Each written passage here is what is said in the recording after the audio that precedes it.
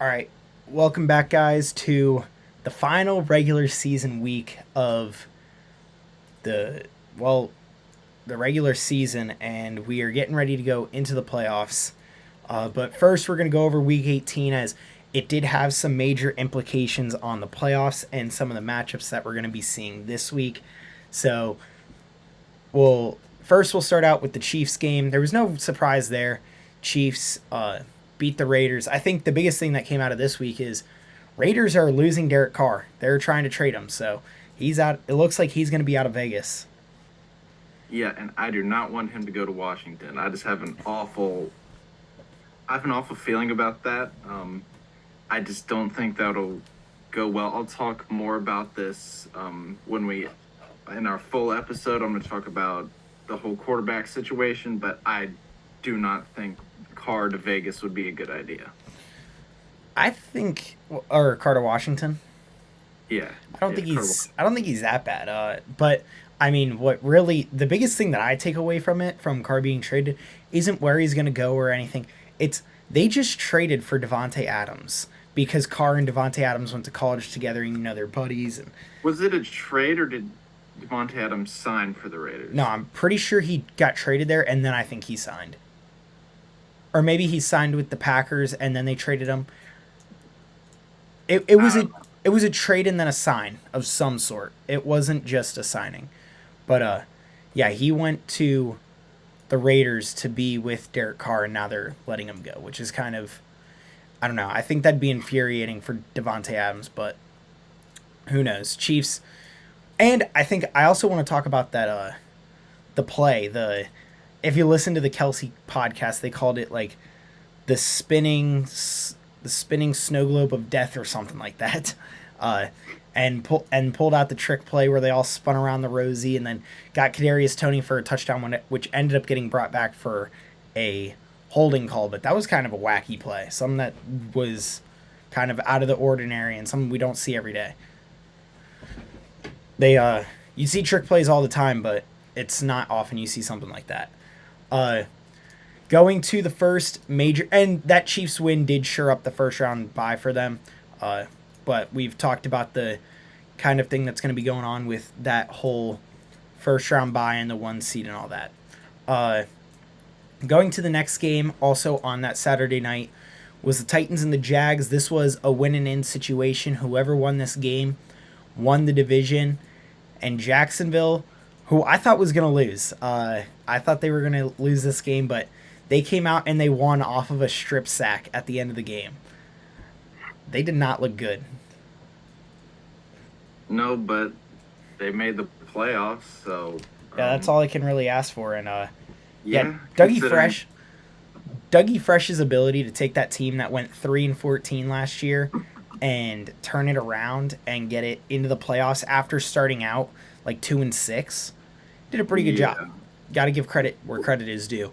anything's better than Urban Meyer. That was a whole train wreck last year. Uh, and I saw this video, and someone was interviewing Josh Dobbs on a podcast, and there you go. Let me give you a hypothetical. It's 4th and 13. There's 2 minutes. There's 1 minute 13 seconds left on the clock. You have three routes where every receiver goes up past the first down, and then comes back to you, and then you have two check downs short of the line to gain. Where are you throwing it? And he goes, probably to the curls that go right up past the first down line. But in reality, that's not what he did. He threw it to the check down and they ended up losing the game. So I think it was just kind of funny because he's like, he at least knew his mistake after he did it. But I mean, knowing your mistake after you did it doesn't get you into the playoffs. Yeah, Uh, Next game, not really meaning anything. Bucks lose to Atlanta. We both picked the Bucks though. Uh, Atlanta came out, beat the Bucks. Bucks sat their starters for the second half of the game, so not much to really talk about there. Desmond Ritter did look good, in my opinion. He looked better than he has so yeah, far.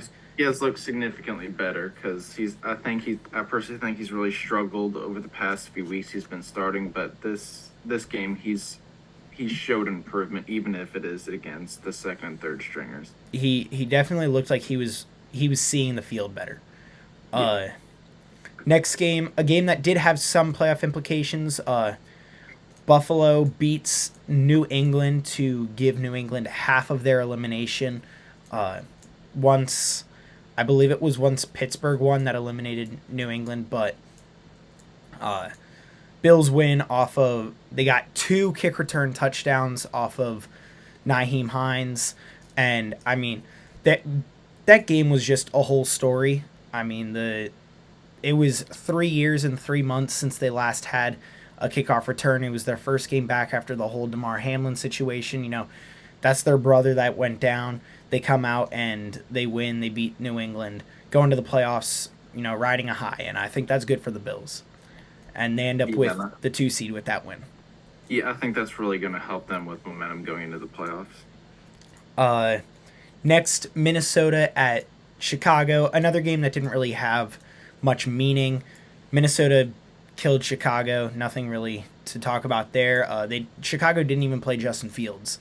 So no, but they did secure the number 1 overall pick with this loss, and then the Texans win. So that's something. But that doesn't really. I mean, even that doesn't really mean anything because the Bears have Justin Fields. They're not going to trade. They're not going to pick a quarterback, which means no matter where the Texans are. I heard there's talks they may trade Justin Fields. I saw that, but I don't think that's.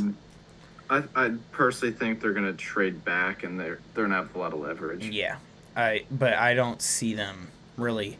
I don't see them trading Justin Fields. That's for sure. It's possible, but I think trading back is a little more likely.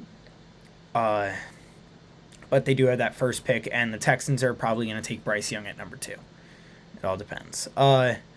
Next, Ravens at the Bengals.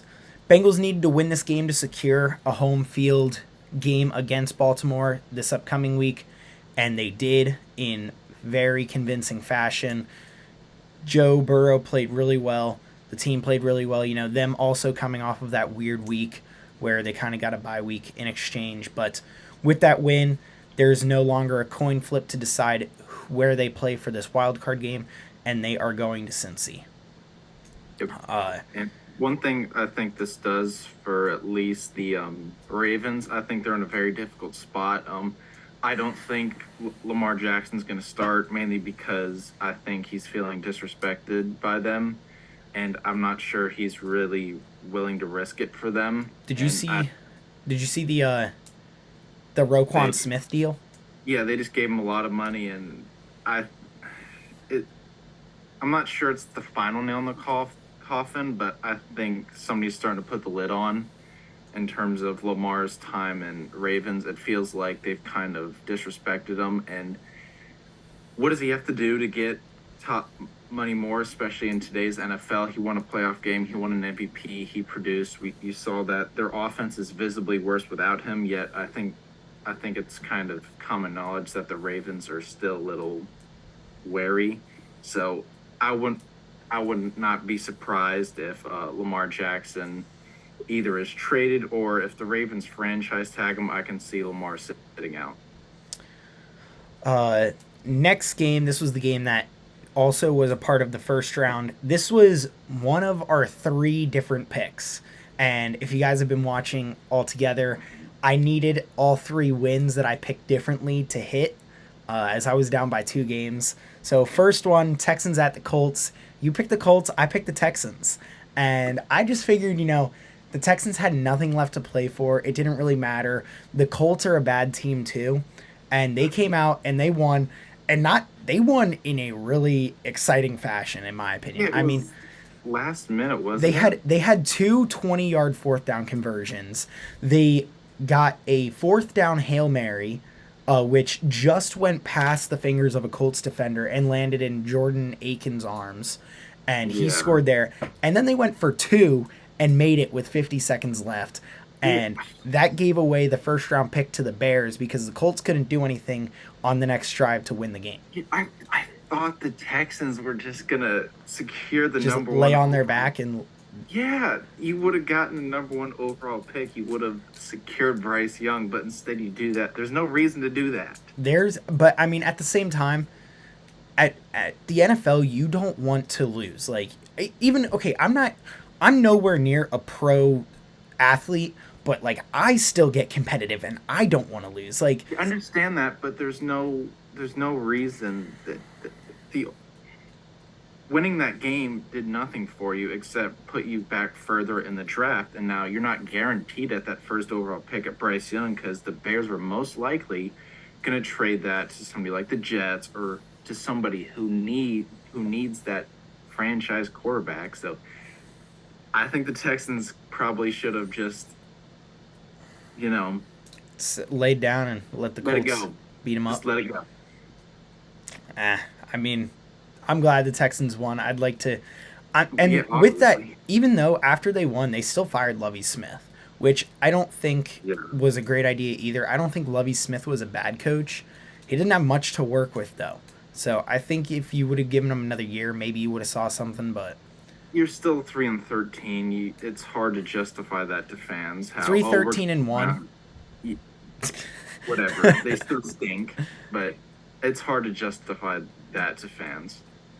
Uh, Going on to the Jets at Dolphins game, another big playoff deciding game for the Dolphins. Jets were already eliminated. This was a boring game. The final was 9-6 Dolphins. Skylar Thompson against Joe Flacco. It was actually 11-6. Oh yeah, because of the safety at the end. Point Yeah. was, game was terrible. Yeah, I saw somebody lost out on a crap ton of money because they bet the game would have been 9-6, but that stupid last minute safety. If I was Wow. that guy, I would have been so mad. But yes, that's Dolphins ended up getting into the playoffs with that win, and I think there was help with the New England loss. I wasn't entirely in it on the AFC side of the ball, but I mean, either way, the Dolphins are going to get smoked yeah. this But week because they don't have Tua. So, yeah. next game, the second of our different pick games. You picked the Saints. I picked Carolina. I saw the Saints go up early, and I got a little nervous. But this was another low-scoring game. 10-7 was the Horrible final. game. But Yeah, Sam Darnold played like crap, but they still somehow won. hey, I mean they got the win. Ultimately, I'm happy just because with the Saints loss, that means the Eagles get a better pick because they now have a top 10 pick and a first round bye. So that's huge because the Eagles need a good corner. I know Howie isn't going to draft one, but they need a good corner, and at number 10 you could get a decent one. But that tied us up at 133 and 90 apiece, and it all came down to the Lions game. But The effing Lions. We're gonna get to that. yeah, we're later, gonna get to but that game. I like but the underdogs, but you made me hate the Lions, Tristan. but that game really meant nothing. Pittsburgh against the Browns. We both you picked got to count Pittsburgh on here. Mike Tomlin. Mike Tomlin still has yet to have a losing record. He is a wizard. He just doesn't lose. He refuses to lose. So, I mean, Kenny Pickett has looked really good the past couple of weeks, and Yeah. I think him and Pickens are a really good combo. They're starting to come along. So, but Steelers end up coming out with the win and gave themselves a chance to potentially make the playoffs with that. Yeah, credit to Mike Tomlin for that turnaround. They were like 2-7 or something like that. It was looking pretty Yeah, bad. they were bad. Yeah, and credit them, they were able to come back, and Tomlin was able to finish the season out strong, which really could carry over into the next season, especially if they're able to solve the offensive coordinator issue. That's the same thing with the Eagles last season. The Eagles started out, I think they were somewhere around 3-7, and they closed out with winning a ton of their final games and took that momentum into this season despite getting crushed in the playoffs. Took And that momentum into Washington this season. Did the same thing back in the 80s when Joe Gibbs first came here. We started out pretty awful, but we finished the season 8-8. Then the next season we got propelled from that momentum, and then Exactly. So you could still take that momentum into the next season. yep. But ultimately, a game that meant nothing as the Steelers got eliminated when when the Dolphins won that eliminated the Steelers. And then going to the Chargers game, another game that meant nothing. Chargers were already locked into the playoffs. Denver, obviously, not into the playoffs, but Chargers rested their starters. Denver came out. Russell Wilson actually played a good game. He had 2 rushing touchdowns, a couple passing touchdowns, won by 3. Ultimately, still meant nothing for the playoff picture, though. Yeah. But The Eagles Giants game, that did mean something. The Eagles needed to this win to secure the number 1 seed, or a San Fran loss and a Dallas loss if the Eagles lost, but they won. They had a tough time against their Giants second Yeah, teamers, the but backups. Wink Martindale, I don't know what he did with that defense, but that defense looked good for being a bunch of second stringers. Yeah, and I would be a little bit worried if I was the Eagles because I'm you're not off. I'm not quite worried yet because I think it's first off you're still missing a lot of pieces, and I think they put Gardner Johnson on a pitch count. You're obviously still missing Lane Johnson, Avonte Maddox, and I don't think they were trying to fully propel Jalen Hurts back into his game. I don't think his shoulder's 100% yet, so I'm not quite worried yet. But I do think they're going to be looking a little bit rusty when they play in the second round, whoever they play. Yeah, I understand that, but I would still be worried if I was an Eagles fan because your offense, who pretty much had most of your starters, struggled against a backup Giants team, and I think that shows some cause for concern. And Davis Webb actually, their offense played pretty decent against you guys considering what they were. So I would be a little worried. I'm not too worried. Like I said, I think there's going to be some rust coming into that divisional round game, but I'm not too worried. Which is dangerous because you could be playing somebody very good or playing a division guy. So, and Davis Webb, also another guy, came out of nowhere. That Yep. man refused to take a sack. We needed 4 sacks to pass the Bears for the all-time sack record in a single season, and Davis Webb refused to go down. I was looking at this man just running around, and I'm like, why? Like, he was not playing like a normal backup, that's for sure. He's the New York Heineke. It was crazy, but yeah, Giants definitely gave the Eagles a run for their money, but I also don't think the Eagles were really pressing to absolutely astonish the world and kill him. I think they wanted to kill him, but at the same time, I think they were more worried about health over killing them. But it would have been nice to go into the playoffs with a really convincing win. Next, after the Eagles won that game, this next game meant really nothing as San Fran beat Arizona pretty convincingly. And the Niners are looking very dangerous, in my opinion. I still don't trust Brock Purdy in the playoffs. I don't think he's it yet. You can tell me how. I understand that, but I think you have to look at the surrounding because other than Brock Purdy, it's still the same offense plus Christian McCaffrey. They have a top 5 defense in the league. So top 5. They have a top 2 defense in the league. Yeah. And I'm thinking they might be number 1. Yeah, I would not want to play the 49ers because I think they have enough coaching and I think they have a good enough system. And I think it's shown that Brock Purdy, I think, could possibly win a few playoff games. I think maybe a few, but I don't think he can take them to the Super Bowl. I think he can take them because I could possibly see, everybody in the NFC underperforming. Like, if the Eagles were to underperform, I would not be surprised. It isn't as tough as the AFC is. So I would agree there. I think with the 49ers being in the NFC, they have a better chance because I think the AFC is brutal. Their top 3 teams are insane. But yeah, I still the NFC is a more forgiving conference thus far. But they do have to get through. A lot of the teams that are in the NFC are falling back into the playoffs because if you look at it, the Bucks have sucked all year. The Cowboys have kind of fallen back into the playoffs. The Vikings have had a few questionable games. The Vikings have a winning record and have the worst score differential in the league. Yeah, they look a little fraudulent, so that's a little cause for concern. So yeah, the NFC is a little strange.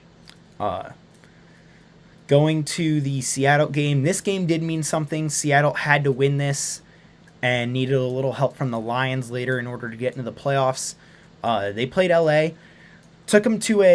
It took them to overtime, but they ended up beating the Rams and were able to ultimately get a playoff spot from the Sunday night game. But they're another team that kind of backed into the playoffs, kind of fell into the playoffs.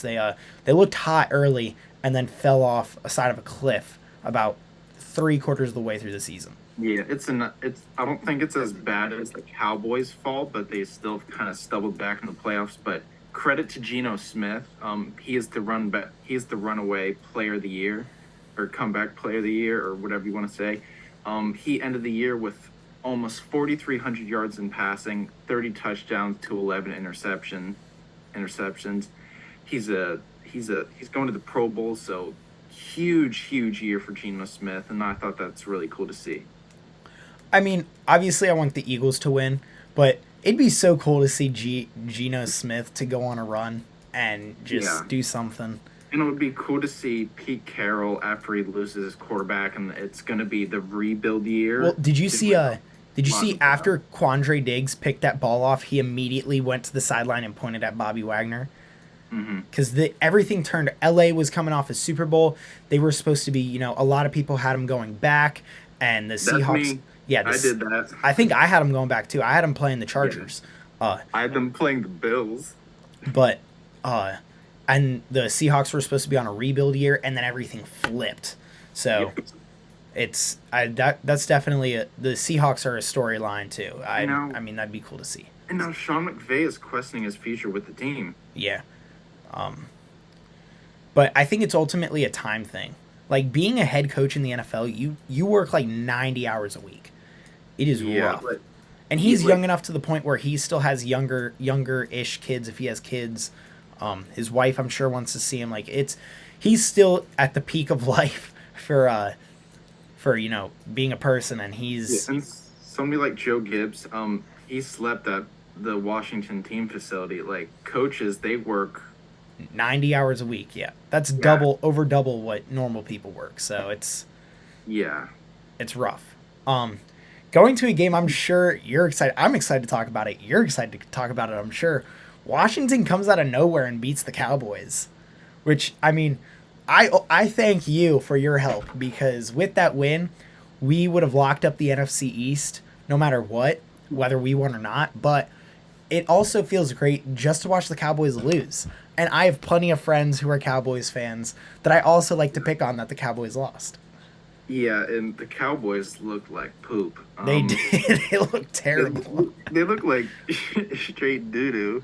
Dak Prescott played awful. He was 14 for 37 with 128 yards. I was looking And at a some pick breakdowns of six. plays. Yeah, which he threw the same exact Yeah, pass back to back. it was the exact same play. It was the same Literally, route. He gave it was so nice of him to gift Kendall Fuller a and I'm second try for a for that pick pick six. six. It's like, you didn't get enough of these. I'm going to give you another one, but oh my, an awful game. I mean, it kind of shows that if you shut down Dallas's run game, they don't have a lot. And I don't know what it is with Noah Brown, but why does Dak give him so many targets? Like, can somebody explain that to me? Because I do not understand it. But yeah, our defense played great. We had two special teams turnovers, which is really crazy to see because that really doesn't happen that often. Going into the big thing, I think people want to hear about is Sam Howell. Overall, I'd give him like a C plus or B minus. I certainly think he could have done better because he threw a pick in the end zone that is like possibly one of the worst interceptions I think I've ever seen. I don't know if you saw it, but I it was bad. I I had to can't even. pay I had to pay a scary amount of attention to that Eagles game. Yeah, but once you saw Washington, you should have been cooled. But Sam Howell, he did show that there's enough talent there that I think it should be explored more. Because one thing he was able to do, he was able to lead his receivers. He was able to give them yards after catch, which is something I think we kind of lacked. Um, and we were able to establish the running game without our top three running backs. We didn't have McKissick, Gibson, or Brian Robinson, and I think that was pretty impressive. Jarrett Patterson, 17 carries for 78 yards. So we were able to get the run game going. Our defense played great, and I think we saw enough from Sam Howell to say, okay, there's some talent there. There's some things that need to be worked on. I'll admit he's not perfect, but there's something there, and there's enough there that I think he should stick around and we should explore it. And the Sunday night game, the one that finished out the season for us. We were tied 132 to 90 apiece, 133 to 90 apiece, and the Lions also. First off, before we even talk about that, I want to talk more about the Packers. Just need to win, and they were in the playoffs. The Lions were already out. The Seahawks had already won. The Lions had nothing to do. It was 30 minutes before kickoff when the Lions found out they weren't going to the playoffs. And they're such spiteful people, and I admire it because Green Bay and Detroit, they hate each other, but the Lions are such spiteful people. They came out and they whooped Green Bay, and they said, you know what?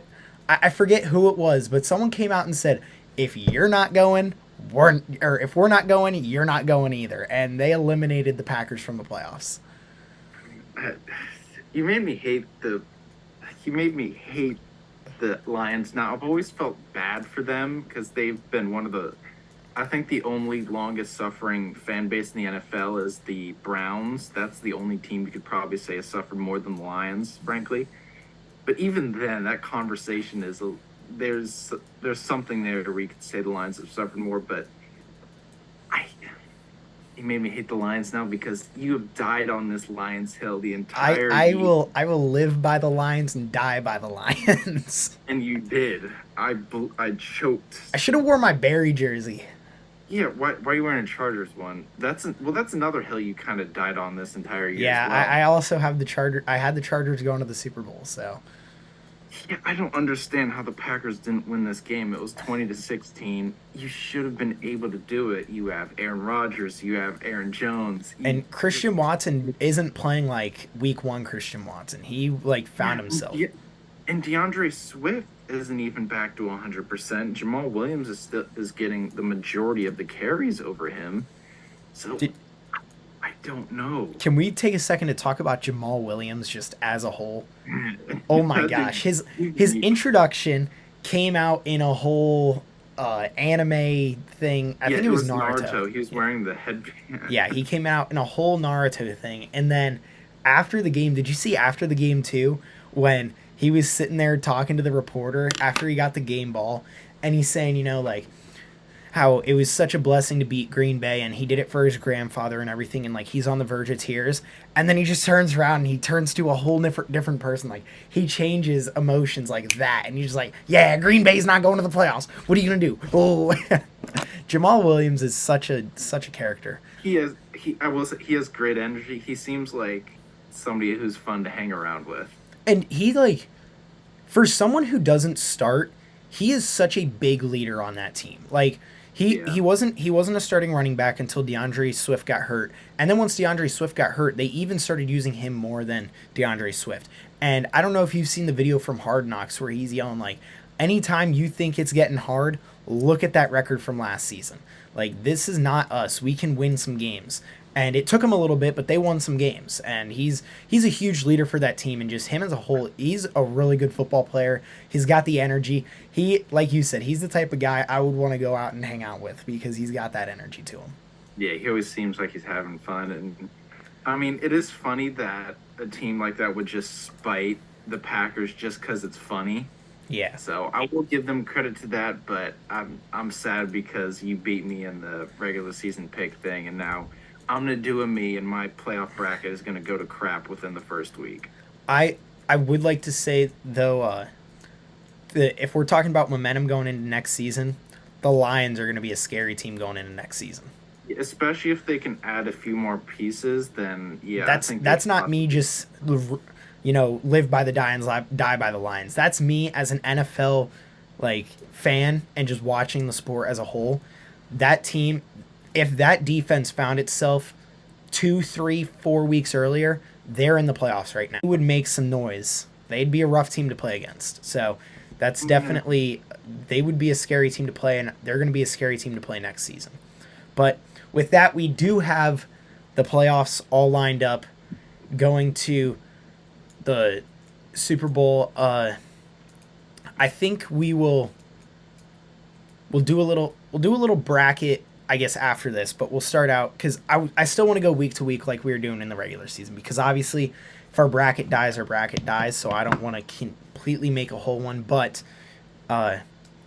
First off, we'll do it like this. Who do you have in the Super Bowl? Just off the bat.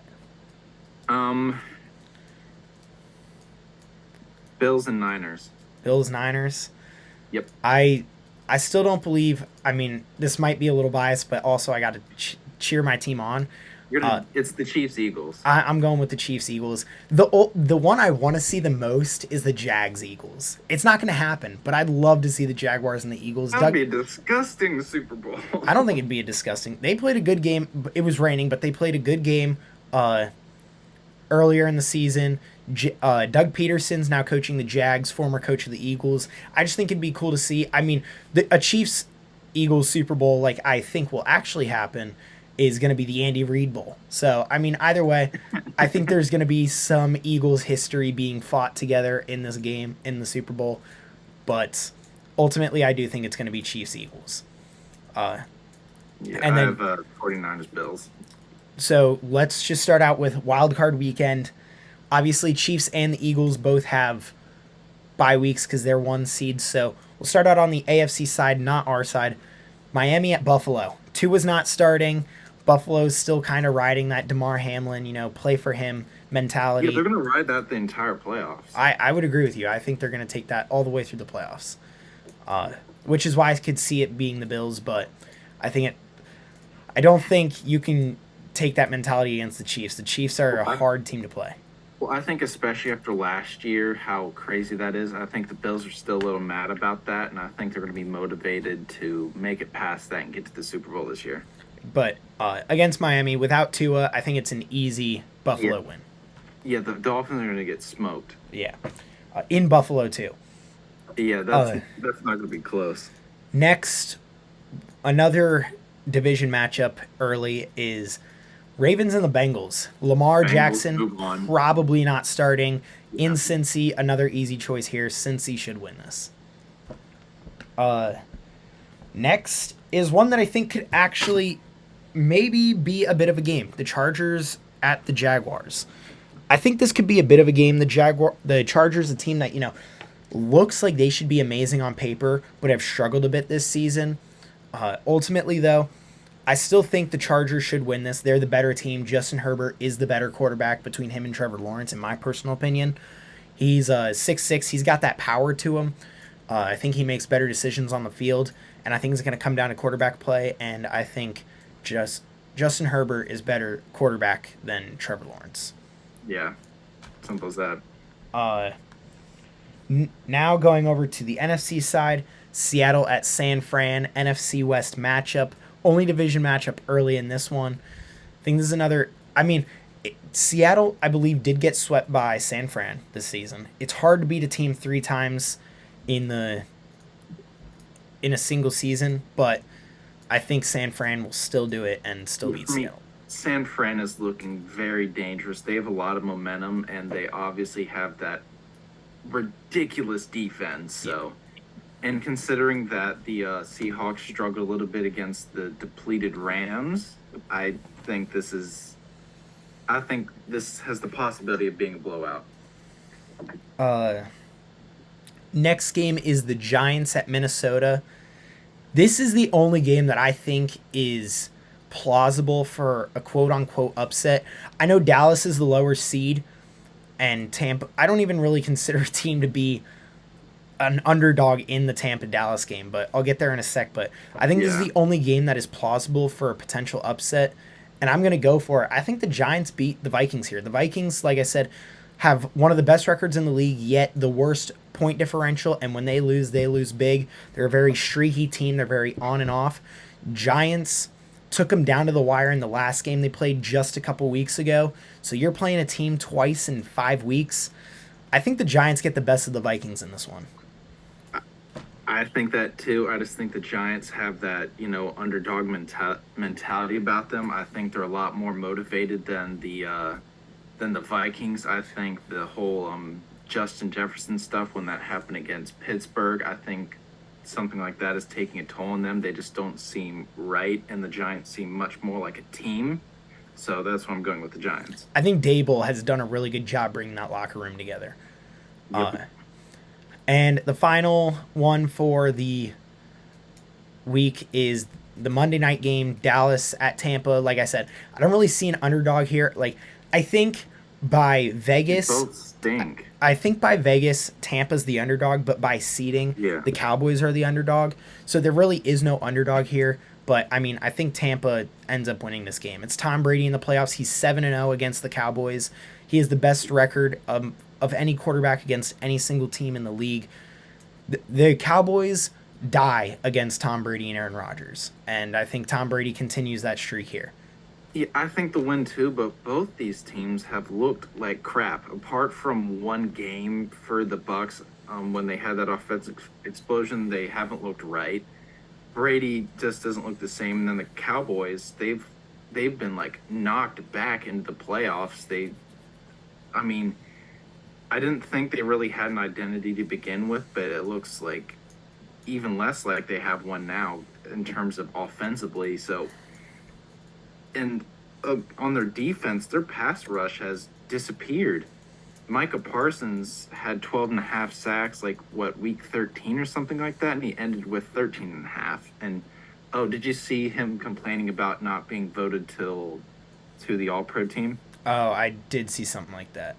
Yeah, you can't expect to be voted in when you disappeared the last six games of the season or whatever. But yeah, I'm picking the Bucks, but this game is very difficult to judge because I think both teams have been pretty bad.